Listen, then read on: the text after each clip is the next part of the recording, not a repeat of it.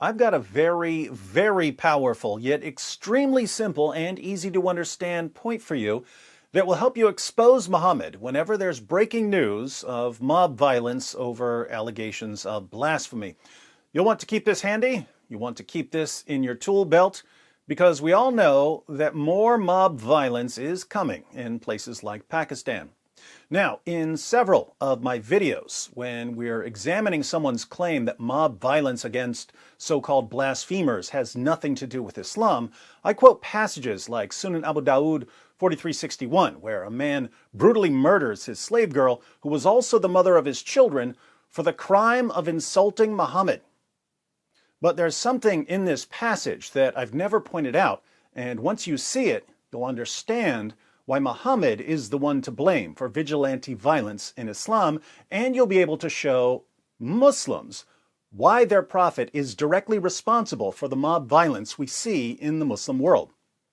Let's read the passage, and then we'll focus on something terrible that often gets overlooked. Sunan Abu Dawud 4361. It was narrated that Ikrimah said, Ibn Abbas told us that a blind man had a female slave, she was his slave girl, his sex slave, who had borne him a child. So, like Muhammad, this man had sex with his slave girl and got her pregnant, who reviled the Prophet and disparaged him, and he told her not to do that, but she did not stop, and he rebuked her, but she paid no heed. One night she started to disparage and revile the Prophet, so he took a dagger and put it in her stomach, and pressed on it, and killed her. There fell between her legs a child who was smeared with the blood that was there. The next morning, mention of that was made to the Prophet, and he assembled the people and said, By Allah, I adjure the man who did this to stand up. The blind man stood up and came through the people, trembling, and he came and sat before the Prophet. He said, O Messenger of Allah, I am the one who did it. She used to revile you and disparage you, and I told her not to do it, but she did not stop. And I rebuked her, but she paid no heed. I have 2 sons from her, who are like 2 pearls, and she was good to me. Last night she started to revile you and disparage you, and I took a dagger and placed it on her stomach, and I pressed on it until I killed her. The Prophet said, Bear witness that no retaliation is due for her blood. This story is so horrible that it's easy to overlook the connection to mob violence in the world today. And the way the hadith is written, it's easy to miss the problem. The way the hadith is written, we're told that the slave girl insulted Muhammad and that there was no retaliation for her murder because she had insulted Muhammad. So the takeaway is that it's okay to murder someone for insulting Muhammad. That's bad enough, but take a closer look and you'll see that it's actually much, much worse. Think about this. How do we know what the slave girl did? How do we know that she insulted Muhammad? The only evidence against her is the testimony of her slave master who brutally murdered her. The only evidence against her comes from her killer. Think about it from the perspective of an investigation. Muslims find the body of a girl who's been stabbed to death. They tell Muhammad. Muhammad says, whoever did this, stand up now. The murderer knows that it's only a matter of seconds before someone says, hey, that's so-and-so's slave girl. They argue a lot, and now she's dead.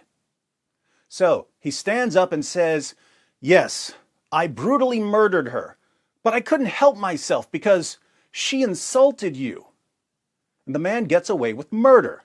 Muhammad says, no retaliation for the murder. After all, she made fun of me. Now, maybe she did make fun of Muhammad. Who can blame her? He's the most obvious false prophet in history. But again, how do we know that she said anything about Muhammad? How do we know that her master didn't murder her for a completely different reason? How do we know that he didn't murder her for burning his falafel, or for calling him a loser, or for laughing at the size of his bank account?